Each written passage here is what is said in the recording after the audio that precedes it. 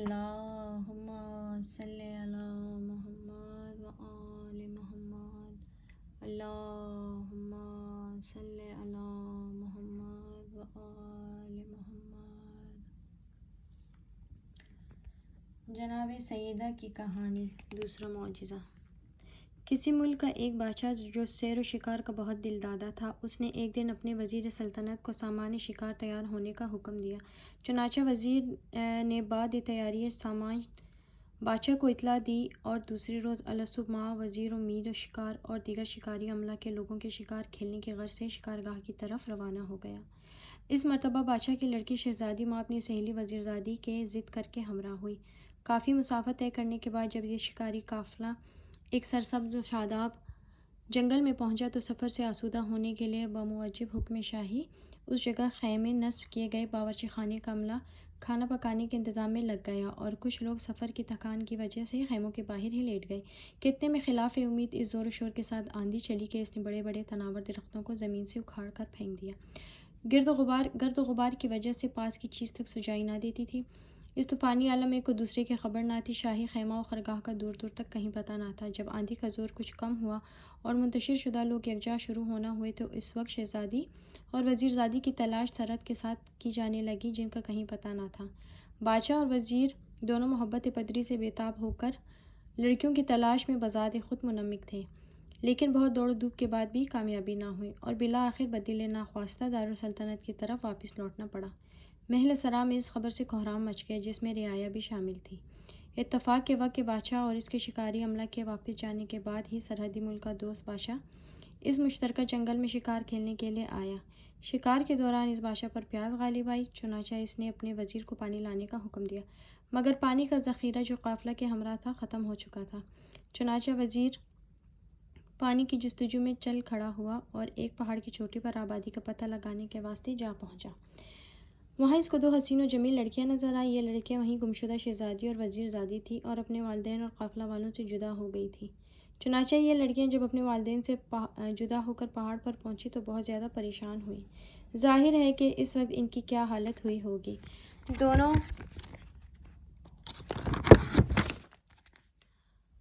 دونوں لڑکیاں اس عالم انگیز اور بظاہر دائمی جدائی سے اس قدر روئیں کہ بے ہوش ہو گئیں۔ عالم غشی میں دیکھا کہ ایک بی بی نقاب پوش تشریف لائی ہیں اور نہایت شفقت سے فرماتی ہیں، اے لڑکیوں، تم ہراساں مت ہو، نیت کر لو کہ جب ہم اپنے والدین سے مل جائیں گے تو اس وقت ہم جناب سیدہ سلام اللہ علیہا کی کہانی سنیں گے۔ لہٰذا ان دونوں لڑکیوں نے حسب ہدایت معظمہ منت مانی۔ جب غش سے ہوش آیا تو اپنے اپنے واقعہ غشی کو ایک دوسرے سے بیان کر کے منت کی تصدیق کی اور پھر خدا کے رحم و کرم کی منتظر ہوئی کہ وزیر مذکور کو پانی کی تلاش میں یہاں تک آ پہنچا۔ جب اس نے ان دونوں بے یار و مددگار لڑکیوں کو اس طرح پہاڑ کی چوٹی پر دیکھا تو بہت زیادہ حیران ہوا اور ان سے پوچھا کہ اے لڑکیوں، تم کہاں کے رہنے والی ہو؟ ذرا اپنے حسب و نسب سے آگاہ کرو اور یہ بتاؤ کہ تم اس سنسان جگہ اور اتنی اونچی پہاڑ کی چوٹی پر کیسے پہنچے؟ وزیر کے دریافت کرنے پر دونوں لڑکیوں نے آبدیدہ ہوتے ہوئے اپنا سارا واقعہ بیان کرنے کے بعد اپنے حسب و نسب اور مراتب سے بھی اس کو آگاہ کر دیا۔ وزیر ان لڑکیوں کے حالات سے آگاہ ہونے کے بعد فوراً بادشاہ کے پاس گیا اور اس سے سارا واقعہ بتفصیل بیان کیا۔ بادشاہ نے اس واقعے کو سن کر بہت متاثر ہوا اور وزیر کو حکم دیا کہ اگر وہ لڑکیاں اپنی خوشی سے آنا چاہتی ہوں تو ان کو جا کر فوراً لے آؤ۔ بادشاہ کے حکم کی تعمیل میں اس مرتبہ وزیر مذکور مع چند آدمی اور سواری کے ان لڑکیوں کے پاس پہنچا، ہمراہیوں کو پہاڑ کے دامن میں چھوڑ کر خود پہاڑ کی چوٹی پر پہنچا اور دریافت کہ اے لڑکیوں، تم ہمارے ساتھ چلو گی؟ لڑکیاں راضی ہو گئیں۔ وزیر نے دونوں کو پہاڑ کے نیچے اتارا اور سواری پر سوار کر کے باعزت اپنے بادشاہ کے پاس لے گیا، جو ان سب کو لے کر اپنے دارالسلطنت میں آیا۔ مخبران شاہی کے ذریعے پہلے بادشاہ کو اطلاع مل گئی کہ اس کی گمشدہ دختر مع وزیرزادی کے اس کے پڑوسی بادشاہ کے ہاں موجود ہے۔ اس نے اپنے وزیر اعظم کو مع طائف کے اس بادشاہ کے پاس روانہ کیا اور خط کے ذریعے یہ خواہش ظاہر کی کہ ہماری لڑکیاں جو تم کو ملی ہیں ان کو ہمارے پاس بھیج دو۔ جب یہ خط اس بادشاہ کو تو اس نے جواباً تحریر کیا کہ آپ کی بچیاں یہاں بخیریت ہیں اور میرے پاس آپ کی امانت ہے، البتہ میری خواہش ہے کہ آپ شہزادی کی شادی میرے لڑکے سے اور وزیرزادی کی شادی میرے وزیر اعظم کے لڑکے سے کر کے مجھے شکریہ کا موقع دیتے ہوئے اپنی محبت میں اضافہ کریں گے۔ چنانچہ بادشاہ نے یہ بات کچھ غور و فکر کے بعد منظور کر لی، لہٰذا دونوں لڑکیاں باعزت و احترام اپنے والدین کے پاس واپس کر دی گئیں۔ اب حسب وعدہ تاریخ مقرر ہوئی اور طرفین میں سامان شادی ہونے لگا۔ آخر کار وہ وقت بھی آ پہنچا جب دونوں لڑکیوں کی شادی مذہبی رسوم کے مطابق کر دی گئی۔ دلہنیں رخصت ہو کر سسرال چلی۔ اتفاق کے وقت کے اور سامان جہیز تو باہر کر لیا گیا، مگر شادی کا لوٹا جو نہایت قیمتی تھا وہیں رہ گیا، اور اس کا اس وقت کے رسم کے لحاظ سے ساتھ جانا نہایت ضروری تھا۔ راستے میں شام ہو گئی۔ باراتیوں نے رات ہو جانے کی وجہ سے ایک محفوظ جگہ پر قیام کیا۔ اس وقت حسب ضرورت لوٹے کی تلاش ہوئی تو لوٹا نہ ملا، معلوم ہو کہ وہیں چھوٹ گیا ہے۔ وزیر اعظم نے ایک خاص سپاہی کو روانہ کیا کہ لوٹا لے آئے۔ جب سپاہی وہاں پہنچا تو کیا دیکھتا ہے، جہاں محل تھا وہاں میدان ہے،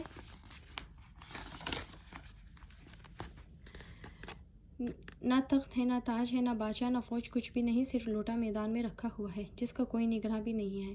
سپاہی نے چاہا کہ لوٹا اٹھا لے، لیکن ممکن نہ ہو سکا، اس لیے کہ اس نے جیسے ہی لوٹے کی طرف ہاتھ بڑھایا، ایک خطرناک کالے سانپ نے لوٹے کے اندر سے پھن نکالا اور اس کو کاٹنے کے لیے لپکا۔ سپاہی اچھل کر پیچھے ہٹا۔ اس نے بہت کوشش کی کہ لوٹا اٹھا لے، مگر ممکن نہ ہوا۔ سانپ ہر مرتبہ سرِ راہ ہوتا تھا، مجبوراً اپنے ملک کی طرف واپس ہوا اور وزیر کے توسط سے سارا واقعہ بادشاہ کے گوش گزار کیا۔ بادشاہ کو یہ سن کر حیرت ہوئی اور کچھ دیر تک غور و فکر میں ڈوبا رہا، اور پھر لڑکیوں کے پاس گیا اور بولا کہ معلوم ہوتا ہے تم دونوں جادوگرنیاں ہو، یا پھر بدرو ہو جو انسانی شکل اختیار کر کے نئے نئے شبدے دکھلا رہی ہو۔ اس وقت تو میں تم دونوں کو قید کرتا ہوں، البتہ کل صبح قتل کرا دوں گا۔ یہ کہہ کر بادشاہ غیظ و غضب میں بھرا ہوا اپنے خیمے میں سے واپس آئے اور دونوں دلہنیں خیمے میں قید کر دی گئیں۔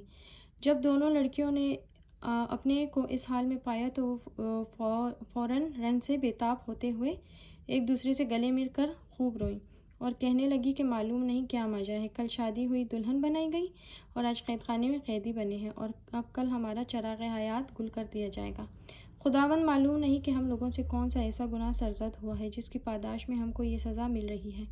میرے معبود تو معاف کر دے۔ یہ کہہ کر اتنا روئی کہ بے ہوش ہو گئی۔ عالم غشی میں دیکھا کہ وہی بی بی جو پہاڑ پر نظر آئی تھی نظر آئے اور بکمال شفقت فرمایا، لڑکیوں، تم نے پہاڑ پر منت مانی تھی کہ جب ہم اپنے والدین سے ملیں گے تو جناب سیدہ سلام اللہ علیہا کی کہانی سنیں گے۔ تم دونوں اپنے ماں باپ سے ملی مگر کہانی نہ سنی، اس وجہ سے یہ عذاب تم پر نازل ہوا ہے۔ اب بھی غنیمت ہے، اسی زندان میں کہانی سنو، اللہ تعالیٰ جناب سیدہ کے طفیل میں تمہاری مشکل کو آسان کر دے گا۔ لڑکیوں نے کہا، اس قید خانے میں درم کہاں ہے جو ہم کہانی کے لیے شیرنی منگائیں، اور پھر لائے گا کون؟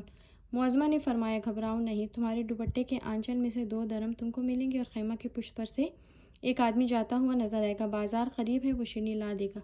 یہ کہہ کر معظمہ غائب ہو گئی۔ لڑکیوں کو ہوش آیا، ایک نے دوسرے سے عالم غشی کا واقعہ بیان کیا، اور پھر شہزادی نے دیکھا کہ اس کے آنچل سے 2 درم بھی برآمد ہوئے۔ دونوں بہت خوش ہوئی، صبح پشت خیمہ سے ایک سن رسیدہ آدمی کو جاتے دیکھ کر ان کو بلایا اور پھر اپنا مدعا بیان کیا۔ چنانچہ انہوں نے 2 درم کی شیرنی لا کر ان لڑکیوں کو دے دی۔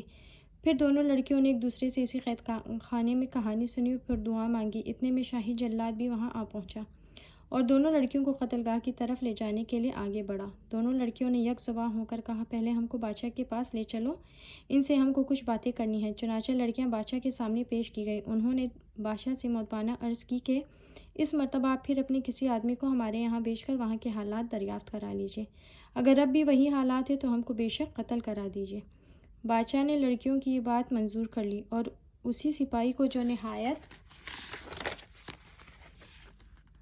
سچا تھا لڑکیوں کے باپ کے یہاں بھیجا کہ جا کر دریافت حال کرے۔ چنانچہ اس نے وہاں جا کر دیکھا کہ محل شاہی اور تخت و تاج سب بدستور موجود ہے۔ وہ بے حد حیرت زدہ ہوا اور سارا واقعہ آ کر اس نے اپنے بادشاہ سے کہہ سنایا۔ بادشاہ اسی وقت لڑکیوں کے پاس گیا اور پوچھا، یہ کیا ماجرا ہے؟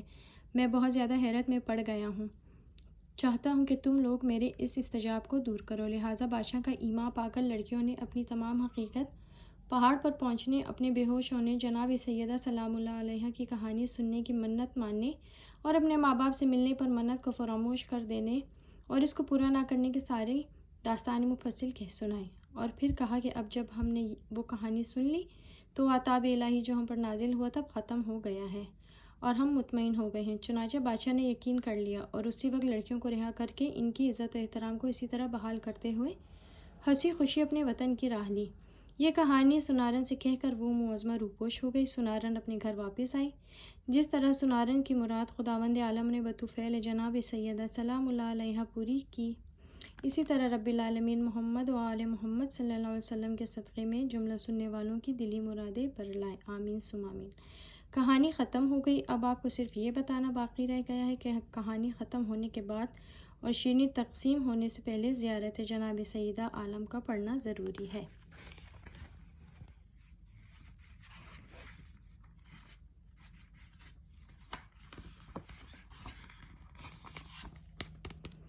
زیارت حضرت فاطمہ زہرا سلام اللہ علیہا۔ السلام علیک یا بنت رسول اللہ، السلام علیک یا بنت افضل انبیاء اللہ و رسولہ و ملائکتہ، السلام علیک یا سیدۃ النساء العالمین، السلام علیک یا زوجۃ ولی اللہ، السلام علیک یا ام الحسن والحسین سید شباب اہل الجنہ، السلام علیک ایتها الصدیقۃ الشہیدۃ، السلام علیک ایتها الرضیۃ المرضیۃ، السلام علیک ایتها